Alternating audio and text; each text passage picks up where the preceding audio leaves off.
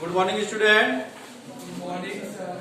हाँ, तो आज हमारा पद्य खंड का पाठ है कर चले हम फिदा। ठीक है, कर चले हम फिदा ये एक ऐतिहासिक गीत है। ठीक है, ऐतिहासिक पृष्ठभूमि पर एक फिल्म बनी गई थी, उसमें ये गीत लिया गया था इस फिल्म से। ठीक है, तो इसके गीतकार हैं केपी आजमी। कौन है इनके गीतकार? केपी आजमी। इनका जन्म हुआ था 1919 में और मृत्यु हुई थी सन 2002 में। इनका वास्तविक नाम था, केपी आजमी का वास्तविक नाम था अतहर हुसैन रिजवी। वास्तविक नाम क्या था? अतहर हुसैन रिजवी। परंतु ये केपी आजमी के नाम से फिल्म इंडस्ट्री में जाने जाते हैं। इनका जन्म हुआ था उत्तर प्रदेश में 19 जनवरी 1919 को। उत्तर प्रदेश के आजमगढ़ जिले में मजमा गांव में हुआ था। अदब की दुनिया में आगे चलकर वे केपी आजमी नाम से मशहूर हुए। केपी आजमी की गणना प्रगतिशील उर्दू कवियों की पहली पंक्ति में की जाती है। प्रगतिशील, आगे बढ़ने वाले कवियों में केपी की कविताओं में एक और सामाजिक और राजनीतिक जागरूकता का समावेश है, तो दूसरी ओर हृदय की कोमलता भी है। अपनी युवावस्था में मुशायरों में वाहवाही पाने वाले, मुशायरे होते हैं जो मुस्लिम गायक कवि होते हैं वो गाते हैं तो मुशायरा कहलाता है, जैसे कवि सम्मेलन वगैरह होते हैं, ठीक वैसे पाने वाले केपी आजमी ने फिल्मों के लिए सैकड़ों बेहतरीन गीत भी लिखे। फिल्मों के लिए भी एक गीत लिखते थे। 10 मई 2002 को इस दुनिया से रुखसत हुए केपी के 5 कविता संग्रह हैं। जीके में आ सकता है आपको प्रश्न ऑब्जेक्टिव में। झंकार, आखिरे सब, आवारा सजदे, सरमाया और फिल्मी गीतों का संग्रह मेरी आवाज सुनो प्रकाशित हुए। अपने रचना कर्म के लिए केपी को साहित्य अकादमी पुरस्कार सहित कई पुरस्कारों से नवाजा गया। केपी कलाकारों के परिवार से थे। कलाकारों परिवार मतलब इनके परिवार के और भी सदस्य कलाकार थे। कोई नाटक में काम कर रहा था, कोई फिल्म में काम कर रहा था, तो एक पारिवारिक माहौल फिल्मी दुनिया से ही था उनका। इनके तीनों बड़े भाई भी शायर थे। शायर मतलब गाने वाले। अब पत्नी शौकत आजमी, बेटी शबाना आजमी मशहूर अभिनेत्रियां हैं। शौकत आजमी और शबाना आजमी का नाम आप सुनते होंगे, है ना? सेंसर बोर्ड के अध्यक्ष भी रह चुके हैं शबाना आजमी। इनकी कई फिल्में आई है शबाना आजमी की। तो ये उनकी लड़की, 2 पुत्रियों के नाम है, पत्नी शौकत आजमी और बेटी का नाम शबाना आजमी। अब देखो पाठ प्रवेश देखो। जिंदगी प्राणी मात्र को प्रिय होती है। हम सबको जीवन प्यारा है कि नहीं है? कोई भी मरना नहीं चाहता, कोई भी आसानी से मरना नहीं चाहता। जो बुजुर्ग व्यक्ति है वो भी जीने की कामना करते हैं। जो मरने की स्थिति में होते हैं, जो बिस्तर पर पड़े रहते हैं, वो भी उनके मन में भी यही होता है कि भगवान मुझे वापस मेरा शरीर स्वस्थ कर दे और मैं और जिंदगी जीना चाहूं। मरना कोई पसंद नहीं करता। मौत से हर किसी को डर लगता है। सबसे ज्यादा यदि दुनिया में डर लगता है हर व्यक्ति को, हर प्राणी को, तो वो किससे है? मौत से। परंतु मौत क्या है? अटल सत्य है। मौत सबको आना है। मौत से कोई बच नहीं सकता। तुम दुनिया के किसी भी कोने में छुप जाओ, आपकी मौत आएगी। जब समय जिसका फिक्स है उस समय मौत आएगी, उसको कोई रोक नहीं सकता। परंतु ये सबको पता है, हर प्राणी को पता है, हर जीव जंतु को पता है कि जिसने जन्म लिया है उसकी मौत, मृत्यु निश्चित है। उसके बाद भी मनुष्य मृत्यु से डरता है। तो जिंदगी प्राणी मात्र को प्रिय है। हर प्राणी को जिसमें जीवन है उसको अपनी जिंदगी प्यारी है। छोटे से जीव जंतुओं को भी अपनी जिंदगी प्यारी है। वो भी मरने से डरते हैं और मनुष्य सबसे ज्यादा डरता है मौत से। हर समय वो बचने की ही कोशिश करता है कि मैं मृत्यु से बच जाऊं, पर मृत्यु से कोई आज तक नहीं बचा है। सबका मरना निश्चित है। कोई भी इसे यूं ही खोना नहीं चाहता। मरना सबको है। जिंदगी में आए हो, जीवन लिया है, मृत्यु निश्चित है, परंतु कोई भी इसे होना नहीं चाहता। असाध्य रोगी तक, असाध्य मतलब जिसका इलाज नहीं हो, असाध्य रोगी तक जीवन की कामना करता है, मतलब जिसकी ऐसी बीमारी हो गई हो कि जिसका कोई इलाज नहीं है, वो व्यक्ति भी चाहता है कि मैं स्वस्थ हो जाऊं और मैं वापस जिंदगी जीना चालू कर दूं। जीवन की कामना करता है, जीवन की रक्षा, सुरक्षा और उसे जिलाए रखने के लिए प्रकृति ने न केवल तमाम साधन ही उपलब्ध कराए हैं, सभी जीव जंतुओं में उसे बनाए बचाए रखने की भावना भी पिरोई है। इसीलिए शांति प्रिय जीव भी अपने प्राणों पर संकट आया जान उसकी रक्षा हेतु मुकाबले के लिए तैयार तत्पर रहते हैं। कुछ ऐसे जीव जंतु भी हैं जो एकदम शांति प्रिय हैं, आप उनके पास जाओ तो आपको वो कोई हानि नहीं पहुंचाएंगे, कोई चोट नहीं पहुंचाएंगे, परंतु उनको जब लगेगा कि आप उसको मारने वाले हो तो वो अपनी रक्षा के लिए वो भी तुम पर अटैक कर सकते हैं। जैसे गाय, बकरी, ये शांति प्रिय माने गए, हिरण, ये कभी आगे होकर नहीं मारेंगे तुमको, परंतु जब तुम उनको मारने की कोशिश करोगे, तुम उनको चोट पहुंचाने की कोशिश करोगे, तो वो भी अपनी रक्षा के लिए क्या करेंगे, वो भी अपनी रक्षा के लिए 21 कर लेना और अपसेट 9 कर देना, वो भी अपनी रक्षा के लिए क्या करेंगे, तुम पर हमला कर सकते हैं। तो जब उनके ऊपर जब संकट आता है तो अपनी रक्षा के लिए वो भी मुकाबला करने के लिए तैयार रहते हैं। वैसे ही मनुष्य भी, कुछ मनुष्य शांति प्रिय होते हैं, जब उन पर कोई मुसीबत आती है तो वो अपनी रक्षा के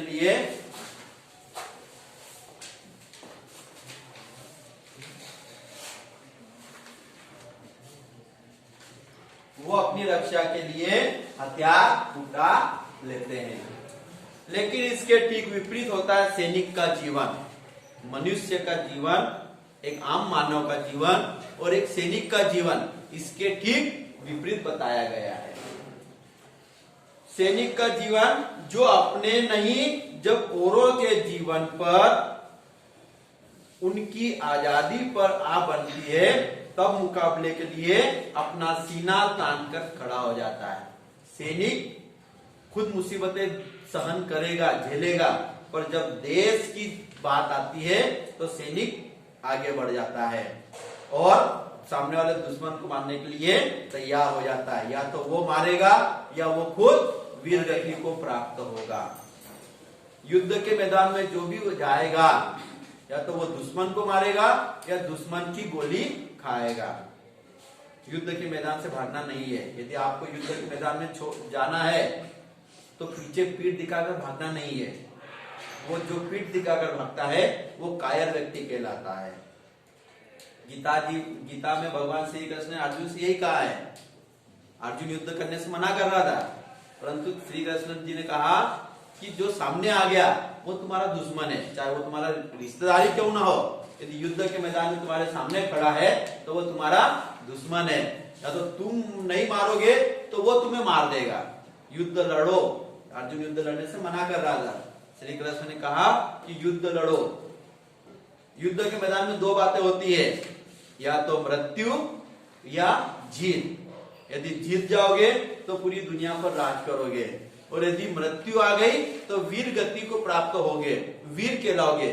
परंतु यदि युद्ध के मैदान से डरकर भाग गए तो क्या कहलाओगे, कायर, डरपोक। और तुम, जो व्यक्ति युद्ध के मैदान से डरकर भाग जाता है वो कायर कहलाता है, डरपोक कहलाता है। उसे दुनिया जीने नहीं देगी। तुम जहां से भी जाओगे लोग तुम्हें ताने मारेंगे, क्या बोलेंगे, देखो वो कायर जा रहा है। और तुम लोगों के ताने सुन सुनकर अपने आप ही मर जाओगे। तो इससे अच्छा क्या है, युद्ध करो। युद्ध करो। युद्ध में दो बातें होगी, या तो शत्रु के ऊपर विजय प्राप्त होगी या वीर गति को प्राप्त होगी, मर जाओगे। और मर जाओगे युद्ध के मैदान में तो क्या कहलाओगे, वीर कहलाओगे। तो हमें लड़ते लड़ते मरना है, पीठ दिखाकर भागना नहीं है। तो इसके ठीक विपरीत होता है सैनिक का जीवन। वहां पर वो अपने लिए नहीं लड़ता, वो देश की जनता के लिए लड़ता है, देश को बचाने के लिए लड़ता है, और लड़ते लड़ते वीर गति को प्राप्त होता है। तब मुकाबले के लिए अपना सीना तान कर खड़ा हो जाता है, यह जानते हुए भी कि उस मुकाबले में औरों की जिंदगी और आजादी भले ही बची रहे, परंतु क्या होगा, सैनिक की जिंदगी नहीं बचेगी, सैनिक की आजादी नहीं बचेगी, उसकी अपनी मौत की संभावना सबसे अधिक होती है। सैनिक को पता है कि युद्ध के मैदान में मैं जब भी जाऊंगा मेरा जीवन बचना क्या है, नामुमकिन, असंभव। मैं अपने देश को बचा लूंगा पर मैं नहीं बच पाऊंगा, उसको पता है। फिर भी वो देश की रक्षा के लिए युद्ध लड़ता है। प्रस्तुत पाठ जो युद्ध की पृष्ठभूमि पर बनी फिल्म हकीकत के लिए लिखा गया। अब जो हम ये पाठ पढ़ेंगे, कर चले हम फिदा, ये गीत कब लिखा गया था और क्यों लिखा गया था, ठीक है।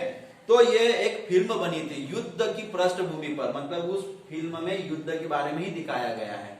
तो उस फिल्म में ये गीत लिखा गया था और जो सैनिक युद्ध लड़ रहे थे और लड़ते लड़ते दुश्मनों से जब आखिरी समय तक लड़ते हैं वो, और उस समय वो सैनिक के द्वारा एक गीत गाया जाता है कि कर चले हम फिदा जानो तन साथियों, अब तुम्हारे हवाले वतन साथियों। मतलब हम लड़ते लड़ते इस दुनिया से क्या कर रहे हैं, जा रहे हैं। मतलब हमें जितनी शक्ति थी हमने दुश्मनों का मुकाबला किया, अब हमें वो शक्ति समाप्त हो गई है, अब हम दुश्मनों से नहीं लड़ सकते, अब तुम्हारे हवाले, मतलब कि तुम तैयार रहो, नए सैनिक तैयार रहो दुश्मनों से लड़ने के लिए। बॉर्डर खाली नहीं होना चाहिए, एक सैनिक मरेगा तो 2 सैनिक वहां पर तैयार होना चाहिए दुश्मनों से लड़ने के लिए, देश को बचाने के लिए। तो फिल्म हकीकत के लिए लिखा गया था। अब ये फिल्म कब बनी थी और ये कौन से युद्ध के बारे में, तो 1962 में, 1962 में भारत और चाइना का युद्ध हुआ था। उस समय का जब सैनिक मर रहे थे तो उनके मुंह से ये आवाज निकली थी। तो उस युद्ध का बताया गया इस फिल्म में, फिल्म हकीकत में। उस समय कलर नहीं होता था, ब्लैक एंड व्हाइट फिल्में बनती थी हमारे भारत देश में। तो आप ये फिल्म सर्च करोगे तो उसमें आ जाएगा, ये गीत आप सर्च करना फिल्म में, फिल्म हकीकत। हकीकत के लिए लिखा गया था, ऐसे ही सैनिकों के हृदय की आवाज बयान करता है जिन्हें अपने किए धरे पर नाज है। किए धरे पर नाज मतलब अपने देश पर, देश के लिए वो मर रहे हैं, बलिदान दे रहे हैं, तो उन्हें अपने आप पर गर्व है। इसी के साथ इन्हें अपने देशवासियों से कुछ अपेक्षाएं भी। आप सैनिक अपने देशवासियों से क्या अपेक्षा कर रहा है कि देशवासी जाकर सैनिक को बचाए, नहीं, वो ये अपेक्षा कर रहा है कि हमारा जो ये बॉर्डर है ये कभी भी खाली नहीं होना चाहिए, दुश्मन आगे नहीं बढ़ना चाहिए। इसके लिए क्या करना पड़ेगा, नए सैनिक तैयार रहो, जरूरत पड़े तो देश के बच्चों को भी आगे आना पड़े, आम व्यक्ति को भी देश की रक्षा के लिए बॉर्डर पर आना पड़े। देशवासियों से कुछ अपेक्षाएं भी है, क्योंकि जिनसे वे अपेक्षाएं हैं वे देशवासी और कोई नहीं, हम और आप हैं। भविष्य में पूछा जाता है कि तुम क्या बनोगे भविष्य में, तो हर बच्चा, कोई बोलता है मैं डॉक्टर बनूंगा, कोई बोलता है मैं इंजीनियर बनूंगा, कोई बोलता है मैं वकील बनूंगा, कोई बोलता है मैं आईएएस अधिकारी बनूंगा, पर किसी के मुंह से यही नहीं निकलता कि मैं सैनिक बनूंगा। किसी के मुंह से ये नहीं निकलता, बैठ जाए फर्स्ट बेंच पर, किसी के मुंह से ये नहीं निकलता कि मैं क्या बनूंगा, सैनिक। जबकि हमारा क्या करते होना चाहिए कि पहले देश बचेगा तभी तो हम बच पाएंगे। परंतु कोई बच्चा ये नहीं कहता कि मैं क्या बनूंगा, सैनिक बनूंगा। सबसे पहले क्या बनना चाहिए, सैनिक। यदि सैनिक नहीं रहेंगे तो डॉक्टर, वकील, इंजीनियर सब क्या बन जाएंगे ऑटोमेटिक। जब देश गुलाम हो जाएगा तो ऑटोमेटिक सब गुलाम हो जाएंगे। तो सबसे पहले क्या बनना है, सैनिक बनना है, देश को बचाना है। जब तक देश बचेगा तब तक सब बचेंगे। जब देश ही नहीं बचेगा, देश गुलाम बन जाएगा, तो जनता ऑटोमेटिक गुलाम हो जाएगी। ठीक है, तो देशवासियों से अपेक्षा, और देशवासी कोई नहीं, हम और आप है। हमें यही कोशिश करना है कि हम भी सैनिक बने और देश की रक्षा करें। इसलिए आइए इसे पढ़कर अपने आप से पूछे कि हम उनकी अपेक्षाएं पूरी कर रहे हैं या नहीं। कोई बनेगा सैनिक? कोई नहीं बनेगा। जब कोई सैनिक नहीं बनेगा, हर बच्चे के मन में यही रहेगा कि मुझे सैनिक नहीं बनना है, तो एक समय ऐसा आएगा, क्या आएगा कि बॉर्डर पर कोई सैनिक खड़ा नहीं रहेगा और दुश्मन आकर हमला करने का सबको गुलाम बना लेंगे। ठीक है, तो ये कोशिश करो कि कम से कम एक आधा बच्चा तो सैनिक बनने की कोशिश करे। ठीक है, देश के लिए। ये तो देखो, ये गीत है कर चले हम फिदा। एक बार मैं इसको गा रहा हूं, मेरे साथ तुमको भी गाना है। ठीक है,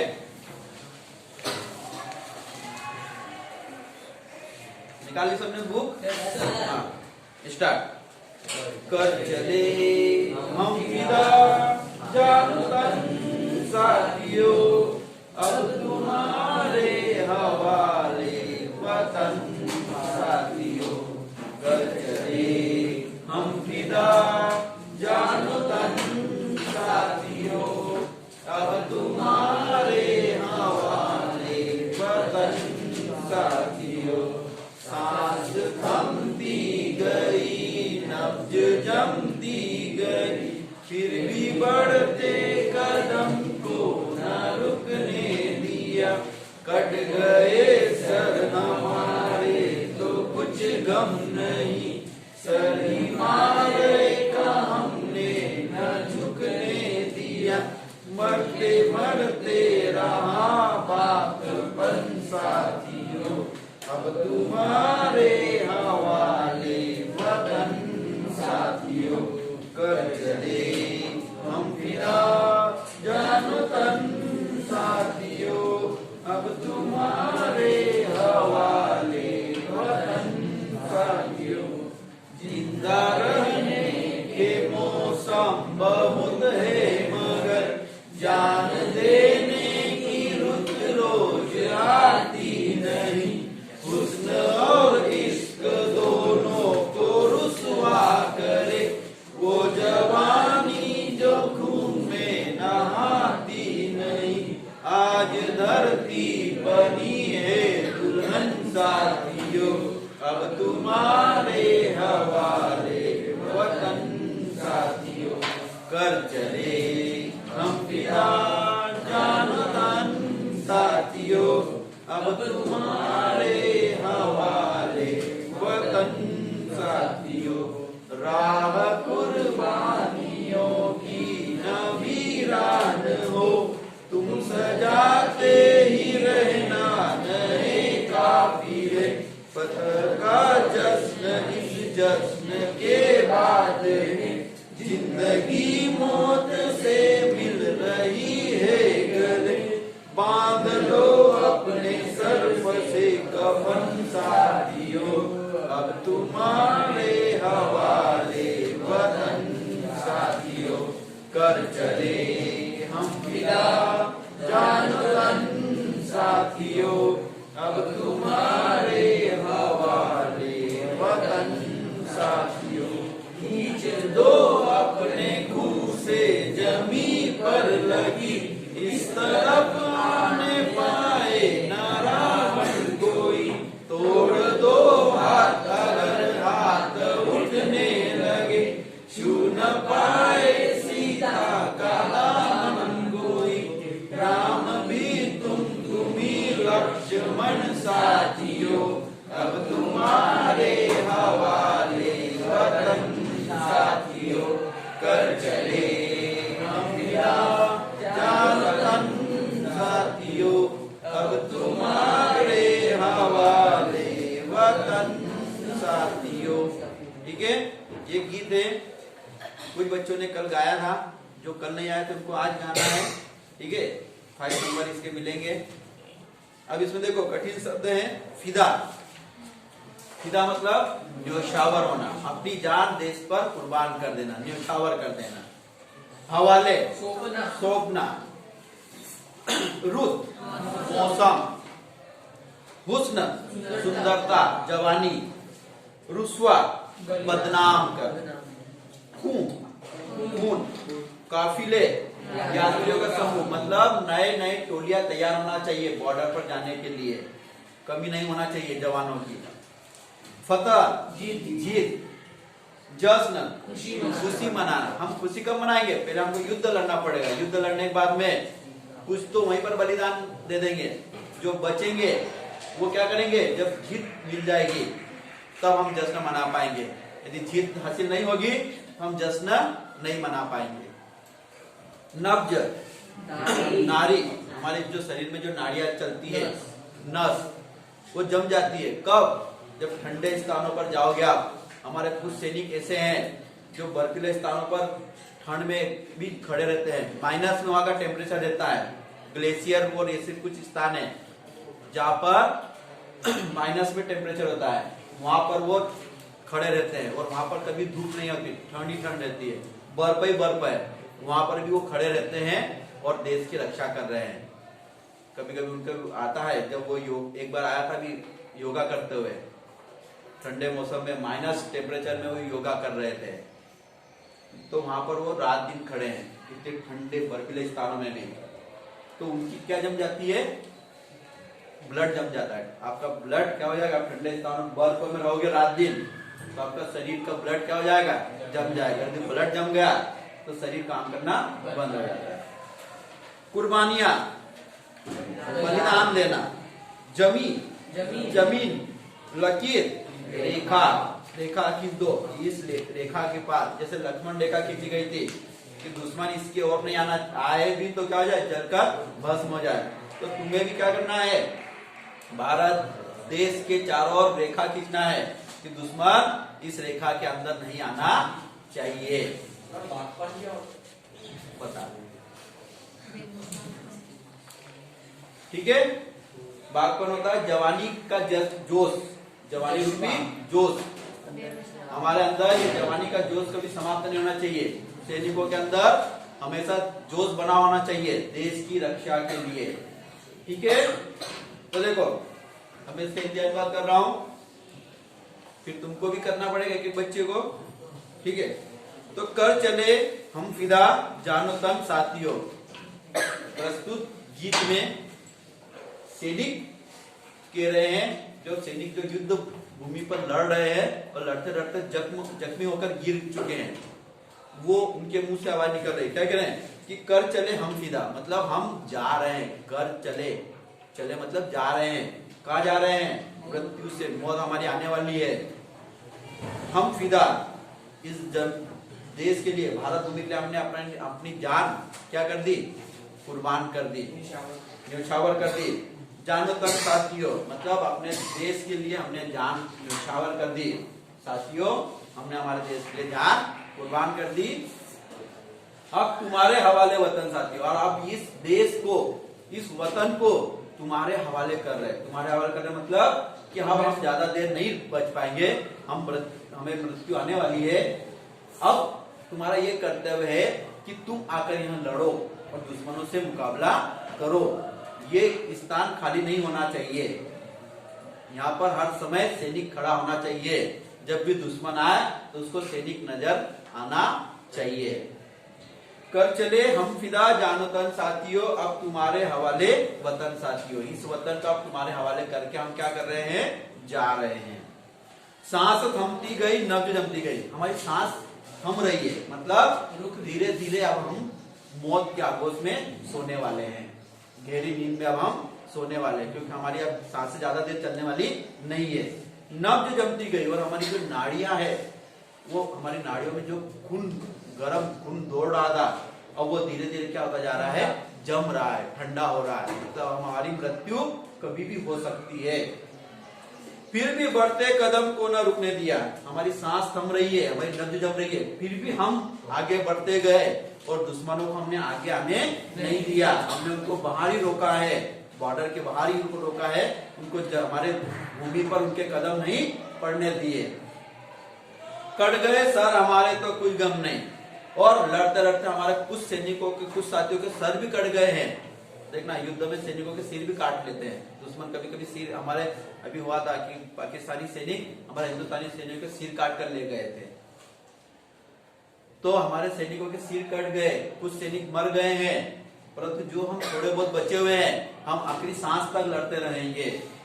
और जब तक हमारे अंदर सांस चलेगी तब तक हम देश की रक्षा के लिए लड़ेंगे।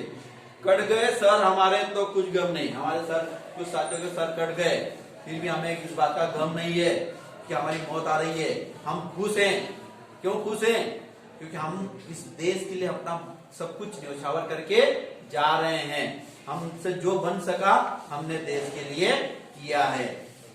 सर हिमालय का हमने झुकने नहीं दिया, हमने अपने सिर कटा लिए, पर अपने हमारे भारत देश का जो मुकुट है, हमारे देश का जो गर्व है, हिमालय का सिर हमने झुकने नहीं दिया।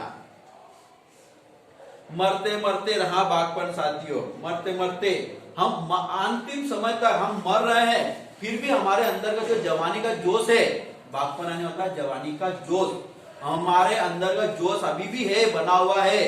हम गिरे हुए हैं, जमीन पर गिरे हुए हैं, परंतु फिर भी यदि कोई दुश्मन आ जाए तो भी हम उससे लड़ने के लिए अभी भी हम खड़े हो जाएंगे। इतना जोश अभी भी हमारे अंदर है, परंतु ये सांसें कभी भी रुक सकती है, और ये सांस रुकने से पहले नई टोलियां बनकर आ जाओ, नहीं तो ये दुश्मन क्या हो सकता है, कुछ जो नए दुश्मन आ जाएं।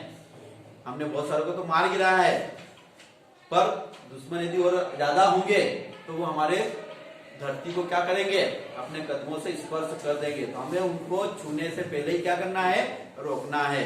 तो नए टोलियां यहाँ बनकर तैयार होना चाहिए। मरते मरते रहा बागपन साथियों, मरते मरते हमारे अंदर जो जवानी का जो जोश था वह धीरे धीरे समाप्त हो रहा है, और जब तक हमारे शरीर में सांसें चलेगी तब तक वो जोश हमारा बना रहेगा और हम दुश्मनों से लड़ते रहेंगे। अब तुम्हारे हवाले वतन साथियों, और ये साथियों अब ये वतन अब हम तुम्हारे हवाले करके जा रहे हैं। अब तुम्हारा ये दायित्व बनता है, एक कर्तव्य बनता है कि तुम अब हिमालय का सिर झुकने मत देना। हमने तो हमारा सिर कटा लिया, परंतु हिमालय का सिर झुकने नहीं दिया। अब ये तुम्हारा कर्तव्य है कि तुम भी ये हिमालय का सिर झुकने मत देना, हमारी भारत भूमि को किसी दुश्मनों के हवाले, किसी दुश्मनों का गुलाम होने मत देना। आगे पहला पैराग्राफ समझ में? किसी को कुछ डाउट? Next paragraph. जिंदा रहने के मौसम बहुत है, मगर जिंदा रहने का समय तो बहुत है। हर समय हम जीवित है, जब तक हमारी एक मृत्यु की एक लिमिट होती है तब तक हम जीवित रहेंगे। जिंदा रहने का तो समय ही समय हमारे पास में है, परंतु देश के लिए मरने का अवसर बहुत कम लोगों को मिलता है। जीने का लिए जीना तो सब जी रहे हैं, परंतु देश के लिए मरने का अवसर कुछ लोगों को ही नसीब होता है। और वो लोग कौन होते हैं? हमारे वीर सैनिक। और वीर सैनिक क्या करते हैं? परोपकार का कार्य करते हैं। मैंने एक मनुष्यता पाठ पढ़ाया था आपको, उसमें बताया था कि परोपकार का काम कौन करता है? जीते तो सब हैं, अपने लिए जो जिए वो सिर्फ मनुष्य है, परंतु जो दूसरों के लिए जिए वही सच्चा मानव कहलाएगा, उसी के अंदर मनुष्यता का गुण रहेगा। तो जो हमारे जो सैनिक हैं वही सच्चे मनुष्य कहलाते हैं, उनके अंदर मनुष्यता का गुण है, क्योंकि वो अपने लिए नहीं जीते हैं, वो पूरे भारत देश की जनता के लिए जीते हैं और हर समय मरने के लिए तैयार रहते हैं। तो जिंदा रहने के मौसम बहुत है, मगर जान देने की रुत रोज आती नहीं। जान देने की रुत मतलब देश के लिए मरने का अवसर कभी कभी ही मिलता है। हर समय युद्ध नहीं होते, युद्ध कभी कभी होते हैं, और उस युद्ध में जो सैनिक मरते हैं वो वीर कहलाते हैं, वीर गति को प्राप्त होते हैं, और हर समय उन सैनिकों का सम्मान हमारे दिल में बना रहता है। इसीलिए जब भी आपको सैनिक दिखे उनका सम्मान करना चाहिए, हर समय उनको सैल्यूट करना चाहिए। जान देने की रुत रोज आती नहीं है, हुस्न और इश्क दोनों को रुसवा करे। ये जो जवानी है, ये जवानी तो एक दिन सबकी समाप्त होना है, परंतु ये जो जवानी है वो देश के काम आना चाहिए। हमने इस भारत भूमि पर जन्म लिया है, तो हमारा ये कर्तव्य बनता है कि इस भूमि को हम दुश्मनों के हवाले नहीं होने देंगे। जब तक हम रहेंगे हमारे देश को हम आजाद बना कर रहेंगे, कभी किसी का गुलाम नहीं बनेंगे, क्योंकि गुलामी में कोई जीना पसंद नहीं करता। हुस्न और इश्क दोनों को रुसवा करे वो जवानी जो खून में नहाती नहीं। और ऐसी जवानी किसी काम की नहीं है जो देश के काम नहीं आए। हम यदि हमने भूमि पर जन्म लिया है तो हमारी ये जो जवानी है वो किसके काम आना चाहिए? हमारा जो जोश है वो हमारे देश के काम आना चाहिए। आज धरती बनी है दुल्हन साथियों, और आज हमारी जो भारत भूमि है वो एक दुल्हन के समान है। जिस प्रकार दुल्हन लाल जोड़े में होती है, लाल कपड़े पहनती है, वैसे आज हमारी भारत भूमि भी दुल्हन है। और ये दुल्हन आज कैसी है? ये सैनिकों के खून से लाल हो गई है, सैनिकों के खून से लाल हो गई है। इसलिए यहाँ पर धरती को क्या बताया गया है? दुल्हन कहा गया है। भारत भूमि को क्या कहा गया है? दुल्हन। क्यों? क्योंकि वो कैसी है? धरती ने अब लाल जोड़ा कैसे पहना है? सैनिकों के लाल खून से। पूरी धरती सैनिकों के खून से लाल ही लाल हो गई है। तो आज धरती बनी है दुल्हन साथियों, आज हमारी भारत भूमि दुल्हन बन गई है। दुल्हन मतलब भारत भूमि खून, सैनिकों के खून से लाल हो गई है। और धरती भी गर्व से कह रही है कि ऐसे लाल जन्म लिए मेरे भूमि पर, जो जिन्होंने अपनी जान देकर मुझे क्या करा है? बचाया है। आज धरती बनी है दुल्हन साथियों, अब तुम्हारे हवाले वतन साथियों। देश के साथियों, नौजवानों, अब हम तो जा रहे हैं इस देश को तुम्हारे हवाले करके। अब ये तुम्हारा दायित्व बनता है कि तुम इसकी रक्षा करो। राह कुर्बानियों की न वीरानो। राह, जैसे हम रास्ते पर चलते हैं तो एक के बाद दूसरा व्यक्ति चलते रहना चाहिए। ये रास्ता कौन सा रास्ता? कुर्बानी वाला, देश के लिए मर मिटने वाला रास्ता कभी खाली नहीं होना चाहिए। एक के पीछे दूसरा व्यक्ति तैयार होना चाहिए। एक व्यक्ति आगे बढ़ा, यदि वो लड़ते लड़ते वीर गति को प्राप्त हुआ तो दूसरा व्यक्ति वहां तैयार होना चाहिए। रास्ता कभी खाली नहीं होना चाहिए। कौन सा रास्ता? कुर्बानी वाला, देश की रक्षा करने वाला रास्ता। हर समय नए नए सैनिक तैयार होते रहना चाहिए। राह कुर्बानियों की न वीरान हो। वीरान मतलब खाली। रास्ता कभी, कुर्बानी देने वाला रास्ता कभी खाली नहीं होना चाहिए। हर समय वहां पर सैनिक तैयार होना चाहिए। तुम सजाते ही रहना नए काफिले, और तुम सजाते रहना, तुम नए काफिले, काफिले मतलब नए नए ग्रुप, नई नई टोलियां तैयार करते रहना। और वो टोली पर हमेशा, वो टोलियां रास्ते पर चलती रहना चाहिए। देश की रक्षा के लिए कभी वो रास्ता खाली नहीं होना चाहिए। एक टोली युद्ध लड़ते लड़ते समाप्त हो गई तो दूसरी टोली तैयार होना चाहिए। वहां पर रास्ता खाली नहीं होना चाहिए। फतह का जश्न इस जश्न के बाद है। जीत की खुशी कर तभी मना पाओगे, पहले क्या करना पड़ेगा? बलिदान देना पड़ेगा। पहले युद्ध भूमि में युद्ध लड़ना पड़ेगा दुश्मनों से। अब हो सके या तो दुश्मन तुम्हें मार दे या तुम दुश्मन को मार दो। जब दुश्मन समाप्त हो जाएंगे तभी हम जीत का जश्न मना पाएंगे।